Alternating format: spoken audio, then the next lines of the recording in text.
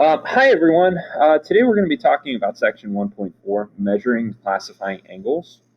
To get right into it, an angle is a figure formed from two rays that start at the same endpoint. The vertex is a common endpoint of the two rays that form the angle. The sides are the actual rays that create an angle. So whenever we name an angle, we can name it either by its vertex. So in this case, we have angle A. We can name it from side vertex to side, so angle CAB, or the opposite angle BAC.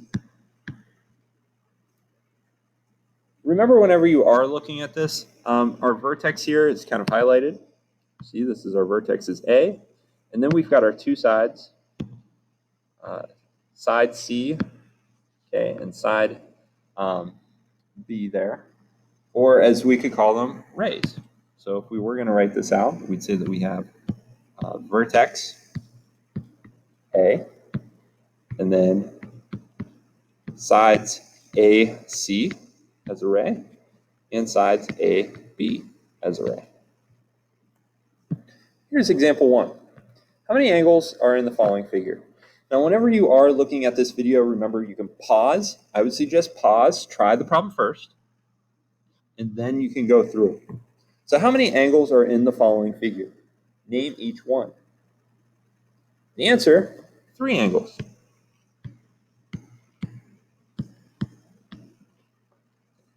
We have angle MNO.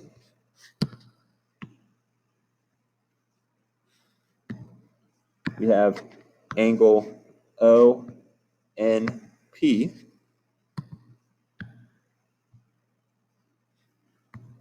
And then we also have angle MNP.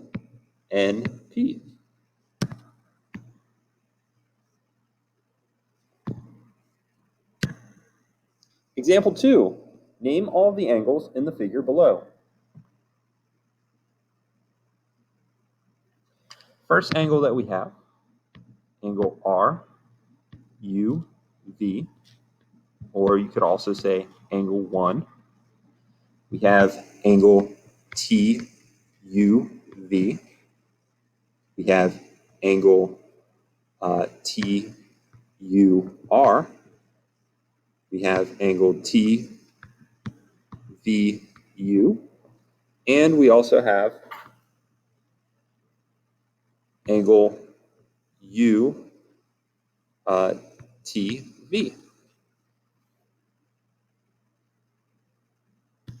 Classifying angles. Acute angles measure from 0 to 90 degrees. Right angles are exactly 90 degrees. Obtuse are 90 to 180. And then straight angles are always 180. They're opposite rays. Straight angles are opposite rays. Protractor postulate. This is a time where if you have a protractor, you might want to try and use it. Consider that we have line OB and a point A on one side of OB. The ray that forms can match 1-to-1 with any of the real numbers from 0 to 180. Essentially, we're using this side, okay, as kind of like our base, and then our other side as a movement angle, very similar to looking at a clock. The measure of angle AOB is equal to the absolute value of the difference between the real numbers of ray OA and ray OB. I'll show you here in a second what that necessarily might mean. Take a look at this example number 3. Use the diagram to find the measure of each angle. Classify each angle. First, we've got angle DEC. DEC. That is a 90-degree angle, so it is a right angle. We've got angle CEB.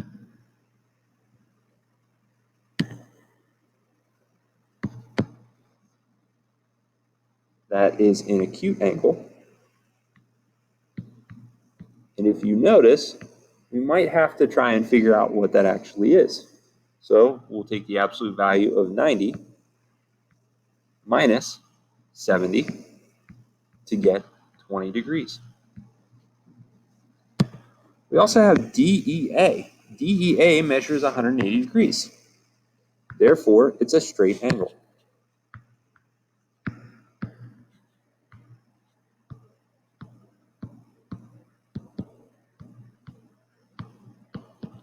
And then angle DEB.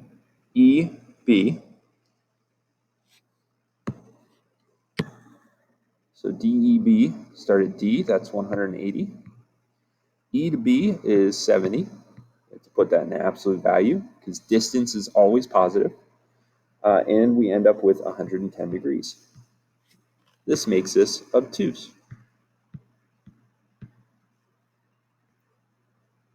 Congruent angles. Congruent angles are two angles are congruent if they have the same measure. Looking at example 1, angle A measures are equal. The measure of angle A is equal to the measure of angle B.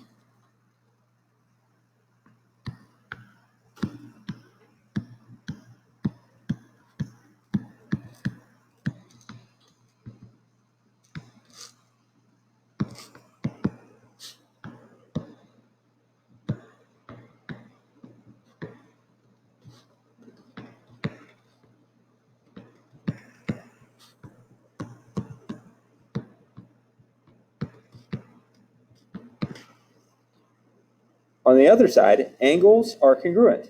Angle A is congruent to angle B.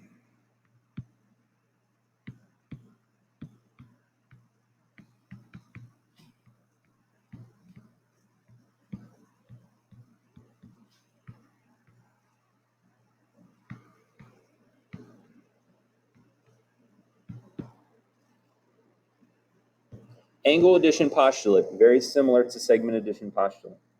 If P is in the interior of angle RST, then the measure of angle RSP plus the measure of angle PST is equal to the measure of angle RST. So the two smaller angles combined are equal to the larger angle. Let's take a look at example number 4. If the measure of XYZ is equal to 72 degrees, find the measures of XYW and the measures of ZYW. First thing that we want to do is probably write this out. Measures of XYW plus the measures of ZYW is equal to the measure of angle XYZ. So XYW is 3x plus 6 plus 2x minus 9 is equal to 72. 5x minus 3 is equal to 72 by combining like terms. Add 3 to both sides. 5x is equal to 75. Divide by 5, and x is equal to 15. Once we find that, then, we have to plug it back in to our measures. So the measure of angle XYW is 3 times 15 plus 6. Gives us 45 plus 6, which is 51 degrees. And the measure of angle ZYW is equal to 2 times 15 minus 9, which is 30 minus 9, so it gives us 21 degrees.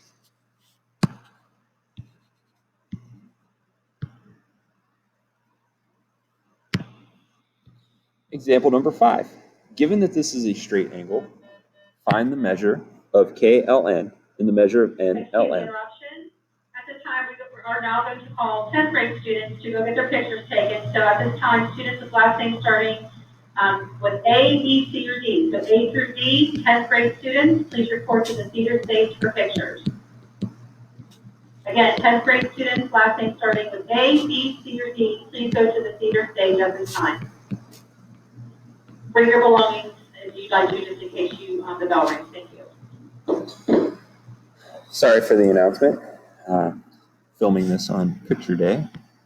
So we have 10x minus 5 plus 4x plus 3 equals 180. 14x minus 2 equals 180. 14x equals 182. So x is equal to 13. Find the measure of angle KLN.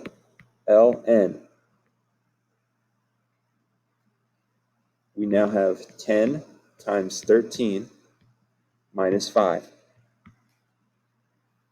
It's going to be 130 minus 5, which is 125 degrees. And the measure of angle NLM is 4 times 13, which is 52, plus 3, which should give us a measure of 55 degrees. If you add those two together, you should get 180. So there's always a way to double check your work.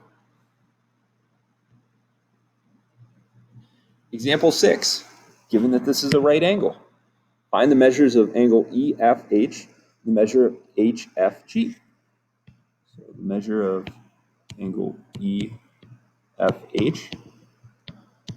plus the measure of angle HFG is equal to the measure of angle EFG. So in this case, 2x plus 2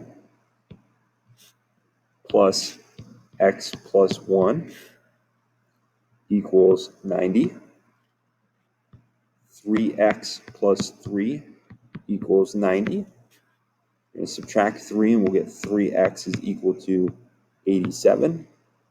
Divide by 3 and x is equal to 29. So for the measure of angle EFH, 2 times 29 plus 2, which ends up giving us 60. And the measure of HFG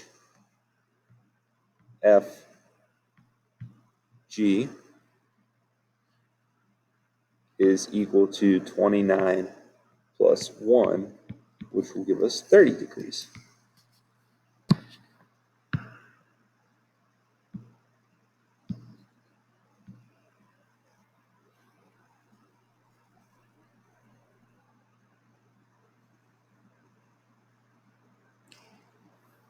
Last example that I have here for you today talks about an angle bisector. An angle bisector is a ray that divides an angle into two angles that are congruent. Note the word bisector. Bisector means to divide evenly into two congruent pieces. So angle bisector divides an angle equally into two congruent pieces. So in the diagram, ray MN bisects angle PMQ.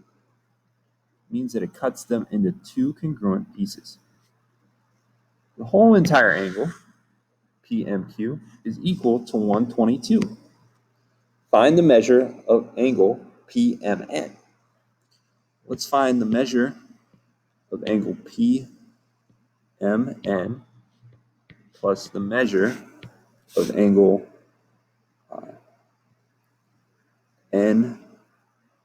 NMQ is equal to the measure of angle PMQ.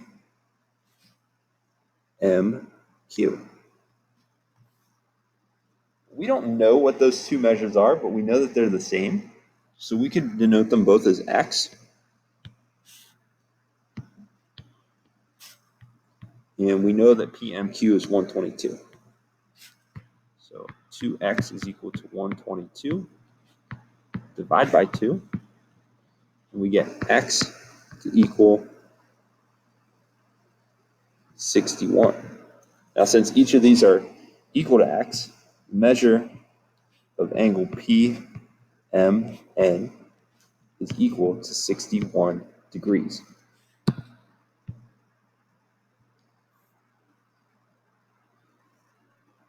If you have to, please, please, please feel free to go back through any of these examples.